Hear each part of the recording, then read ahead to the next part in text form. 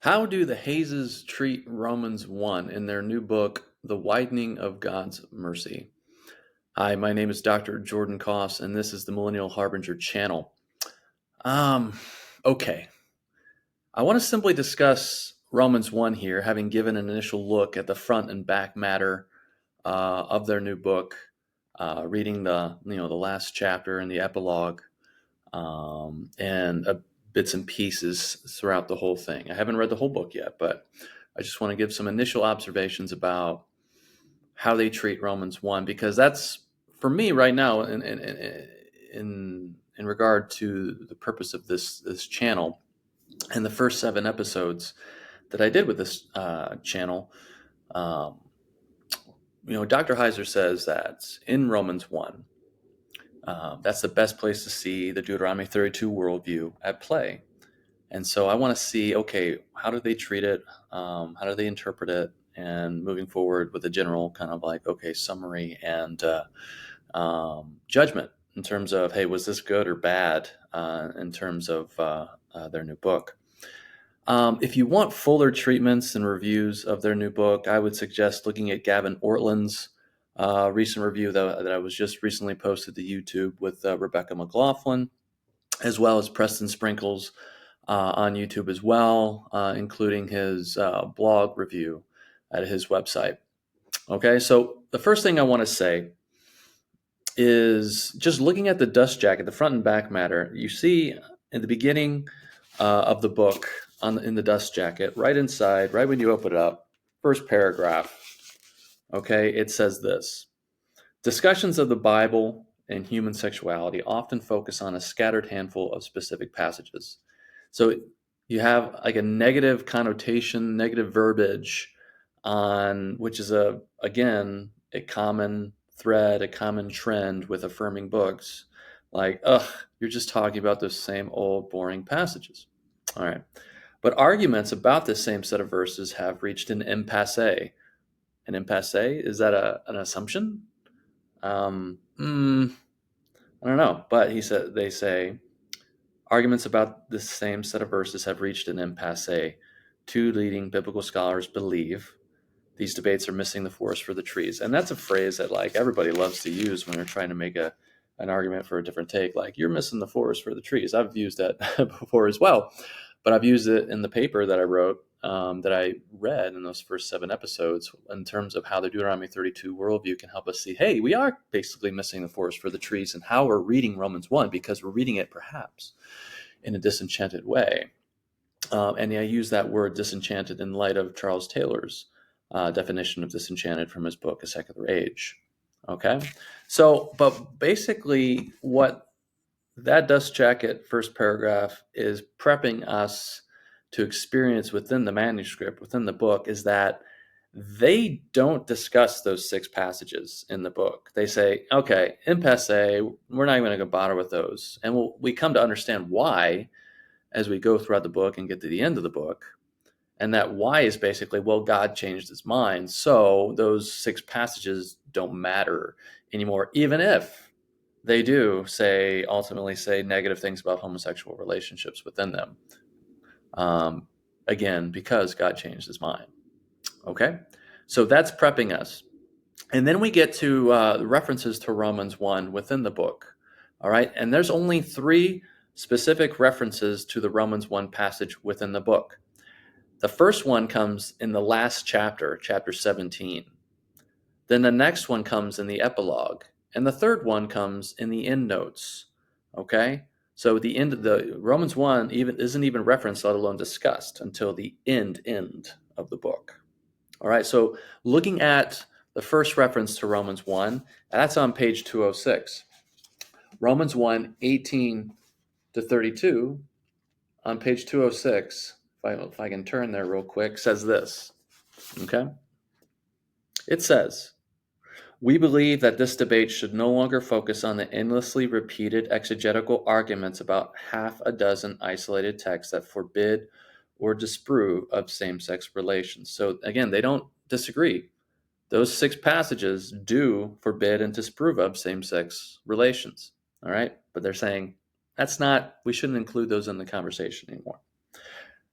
Parentheses, the regularly cited texts are Genesis 19, 1 through 9, Leviticus 18, 22, 20, 13, 1 Corinthians 6, 9 through 11, 1 Timothy 1, 10, and Romans 1, 18 to 32, in parentheses. In this book, they say, we have not revisited them. And I really wanted to read how they were going to treat Romans 1. But as Richard Hayes mentions in the epilogue, it's like, look, what I wrote in A Moral Vision, what I wrote in the scholarly articles before I changed my mind, that's all still true. Like, I don't look back and say, hey, what I wrote there was wrong, which is kind of weird, but that's what he's saying. He's just like, and it just seems like the God changed his mind perspective allows him to, in some sense, have his cake and eat it too. Okay? But it says in this book, we have not revisited those particular passages, including Romans 1. It is relatively clear that these texts view homosexual sex negatively, even if they do not envisage covenanted same-sex partnerships as we know them today. And there's an endnote that we're going to look at next, right at the end of that sentence. And that, according to many scholars, classicists, historians, the argument that, Paul and the other Old Testament writers and New Testament writers, when they were speaking negatively about homosexual relations, they didn't know about covenanted, lifelong monogamous same-sex relationships as we know them today. They didn't know about those back then. That's not really a good argument or one that's substantiated, according to classicists and historians. So the fact that keeps getting thrown out there by many affirming authors is kind of strange, but they're not they're not backing away from that. And here again, we see that argument being used once again.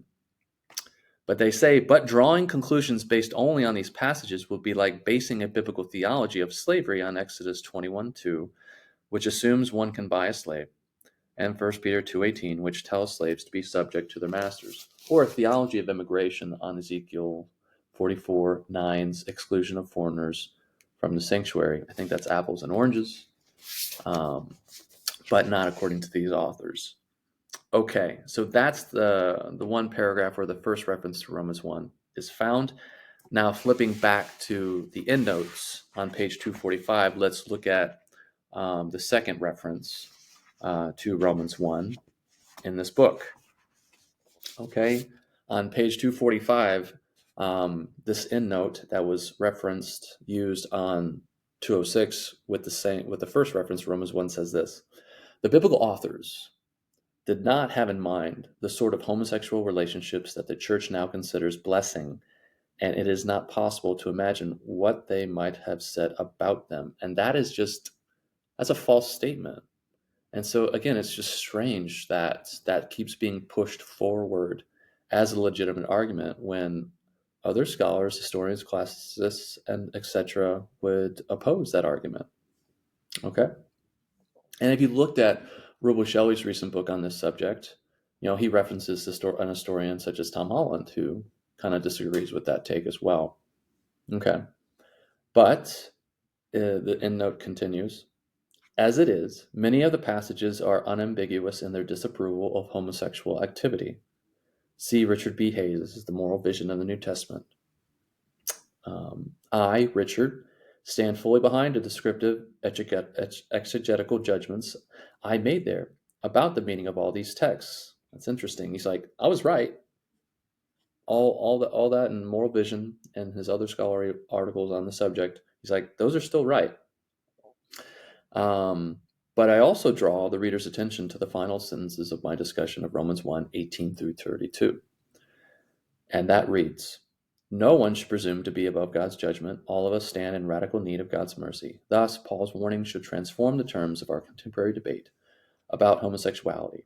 No one has the secure platform to stand upon in order to pronounce condemnation on others. Anyone who presumes to have such a vantage point is living in a dangerous fantasy, oblivious to the gospel that levels all of us before a holy God. End quote. I now wish, says Richard, that I had added another clause to that final sentence so that it would read, quote, the gospel that levels all of us before holy God, who welcomes all of us with infinite compassion and mercy.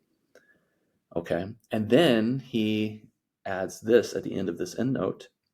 For a more detailed exegesis of Romans 1:18-32, see Beverly Roberts Gaventa's New Romans Commentary, published in the New Testament Library by Westminster John Knox in this very same year of 2024. And I got that commentary right before got this one in the mail. And here it is. It looks something like this. Gaventa's New Romans Commentary. Okay. What I want to say about that, I'm going to make a separate video about that commentary. I think she both has some good things to say to help us understand both the Romans 1:18-11 passage, as well as some kind of unfortunate, things that she says as well. But Gaventa endorses this book on the back cover. All right, and she says this: quarrels regarding the Bible and homosexuality have ossified in recent decades, afflicting entire denominations and ostracizing many. Okay. In this remarkable book, Christopher Hayes and Richard Hayes combine intelligence, humility, and generosity in a conversation that is instructive both within and beyond communities of faith. Beverly Roberts Gaventa, Princeton Theological Seminary. Okay. And so, like I said, I'm going to make a separate video or videos after having read through Gaventa's commentary. But based upon her comments she makes in her discussion of that Romans 1 passage, it's quite clear, on top of the fact that she endorses this book, it's quite clear that she's also affirming. And you'll definitely notice it as you read through her comments, her commentary in this new Romans commentary. Okay. The third reference to Romans 1 in the widening of God's mercy is in the epilogue on page 223. So let me turn there. Look at that last reference to Romans 1, 223. Okay, here we go. And the paragraph in which that last reference is found says this: I can't excuse my blindness. This is Richard Hayes speaking. I can't excuse my blindness by claiming I hadn't heard the suggestion that the early church's inclusion of uncircumcised Gentiles might serve as a fitting analogy for welcoming gay and lesbian people into the church. Other interpreters, particularly my friend Luke Timothy Johnson, had clearly made the argument pointing to the significance of Acts 10:11 and 15 as an illuminating paradigm. Okay. In Moral Vision, I opined, quote, the analogy is richly suggestive and it deserves careful consideration, end quote. But having considered it, Richard says, I rejected it in light of the New Testament's few but emphatic statements, especially Romans 1:24-27, that portray same-sex intercourse as a tragic distortion of the created order. Okay, so there's the last reference to Romans 1 in the book. There's only 3, and there's no discussion of the passages, which they said was intentional. Okay. One final thing I wanted to say about this new book is, in light of at least my approach in the paper that I wrote back in 2020, that again I read through in the first 7 episodes of this channel, is that this book it seems to be another example of disenchantment. Again, disenchantment in light of what Charles Taylor means by disenchantment. He's got a whole discussion in A Secular Age on how sex is an example of disenchantment in our modern age of authenticity here in America, or the Western world, of which, Andrew Root, a youth ministry scholar, who wrote a series called Ministry in a Secular Age, I believe is what it's called. He's like, the Bay Area and LA regions are like the ground zero of the age of authenticity, which is where I live right now. I live in Pacifica, California, right across the beach. Pretty sweet. But there's no discussion of the role of supernatural evil and its connection to sexual ethics in this book, as well as many other books on affirming books on this subject. Okay. There's no discussion of what Heiser calls the Enochian etiology of evil, of how to understand why this world is the way that it is, and what God has to do ultimately through Jesus in order to fix that, to restore his creation the way he originally intended it to so that it can experience his grand potential for it. Heiser and divine council worldview sources aren't referenced. Not surprised by that. I'm just making that observation. But Heiser's Deuteronomy 32 worldview, or the divine council worldview, helps us understand the supernatural worldview that is the supernatural worldview that helps us understand why ancient Jews and Christians thought and understood and believed that homosexual relations were sinful.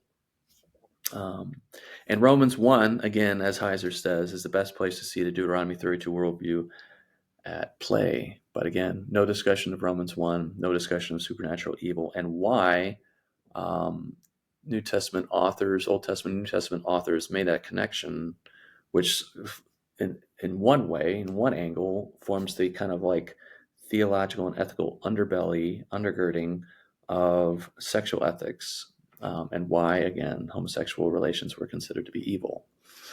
No discussion. So it's kind of disappointing.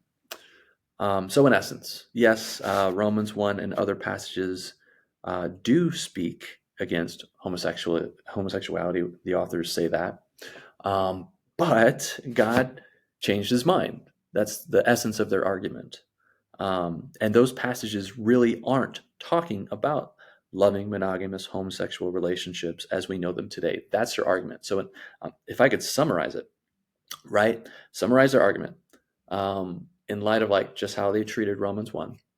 Yes, Romans 1 does speak against homosexual relations as sinful, as evil, as against a distortion of God's created order. But God changed his mind. And ultimately, though, the Old Testament and New Testament authors weren't speaking against those kind of relationships that we know them as today. They were speaking of a different type of homosexual relation, a different type of homosexual relations back in the ancient times. Okay, so that in essence is kind of what they're saying. But again, like I've already mentioned, it kind of feels like a have your cake and eat it too kind of argument. I was right in my other writings in A Moral Vision New Testament and our scholarly articles, but I'm also right now because God changed his mind. Something just doesn't sit right with that, with me. It's almost like it's a trump card. Like it doesn't matter what those passages in Scripture say. And again, there's more than just those passages. There's a lot more that we can discuss that other authors have shown us. Like there's a lot more to it than just those 6 passages. There is more to discussion, but it's hard to have a discussion when the argument put forward in this book is like, well, God changed his mind, so sorry, end of discussion.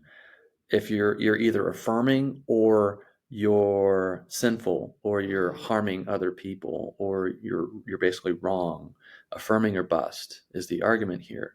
So it's quite disrespectful and other related terms to non-affirming Christians and scholars in terms of how they put forward their affirming position and argument in this book. I'll stop there. There's, again, a lot more that can be said, but I'll come back with another video on Gaventa's commentary and maybe one or two more on the widening of God's mercy. Thank you for watching. We'll see you next time.